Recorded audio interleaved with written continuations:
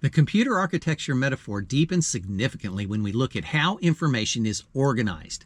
The divide between neurotypical and neurodivergent brains aligns beautifully with the concepts of top-down processing, the neurotypical standard, versus bottom-up processing, the neurodivergent or autistic standard.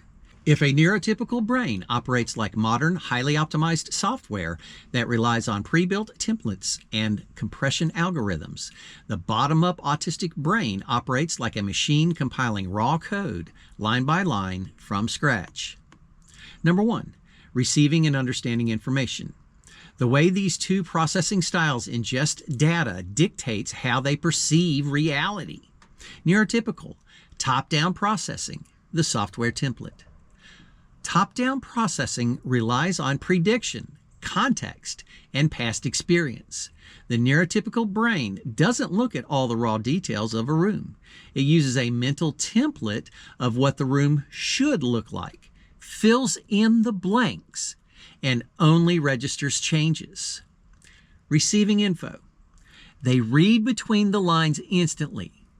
If a manager says, "It's getting late," a top-down processor uses context to instantly decode the true meaning. Wrap up your work so we can go home. The coprocessor connection.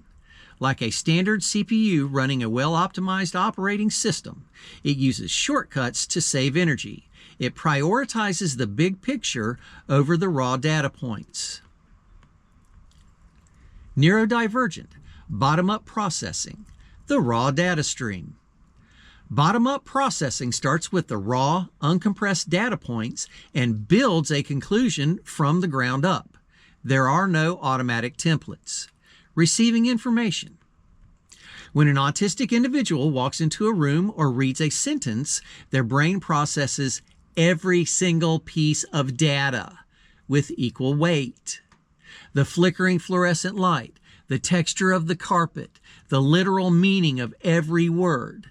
To understand the phrase, "It's getting late," they don't immediately jump to the social context. They look at the clock, calculate the time, and analyze the literal statement. The coprocessor connection. This is the math coprocessor handling raw, uncompressed, high-bit depth math. Because the brain doesn't use standard compression algorithms, it requires immense processing power. If data points are missing, a bottom-up processor can struggle to see the big picture until they have collected enough raw pieces to build the puzzle. Number 2, disseminating and communicating information. When it comes to sharing ideas, these structural differences explain why communication between neurotypicals and neurodivergent individuals can feel like a software compatibility error. Neurotypical communication, compressed files. Because top-down processors assume everyone is sharing the same cultural and contextual templates, their communication is highly compressed. They lead with the conclusion or the vibe and leave out the granular details unless specifically asked. They rely heavily on subtext, tone, and body language, essentially sending small pointer files instead of the whole database.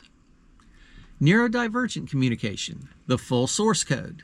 Because a bottom-up processor builds reality out of precise details, they communicate by laying out those exact same details for others.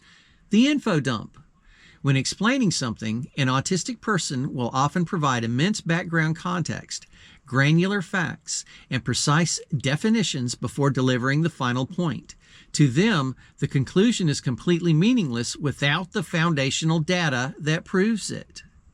The precision requirement. They use highly specific language to avoid inaccuracy. If a neurotypical says, "We're almost done," a bottom-up thinker might correct them. "Actually, we have exactly 14% left to do." This isn't pedantry. It's the math coprocessor demanding accurate data entry. The communication breakdown, where systems crash. When these two processing styles meet without a translator, system errors occur in both directions. When the neurotypical speaks to the autistic person, The neurotypical sends a heavily compressed zip file of social subtext. The autistic bottom-up processor unzips the file, finds a lack of concrete data, and thinks, "You haven't given me enough variables to compute your meaning." They may take the statement entirely literally, missing the unstated intent.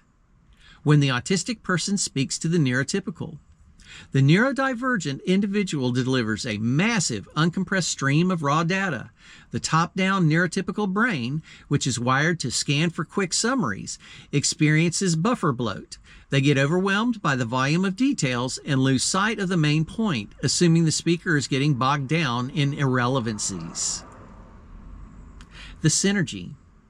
Neither system is broken. They are optimized for different environments. Top-down processing is fantastic for rapid, low-energy social navigation and quick decision-making. Bottom-up processing, just like that old, expensive math coprocessor, is unmatched when a task requires absolute accuracy, structural integrity, and deep systemic analysis, where missing a single detail ruins the entire equation.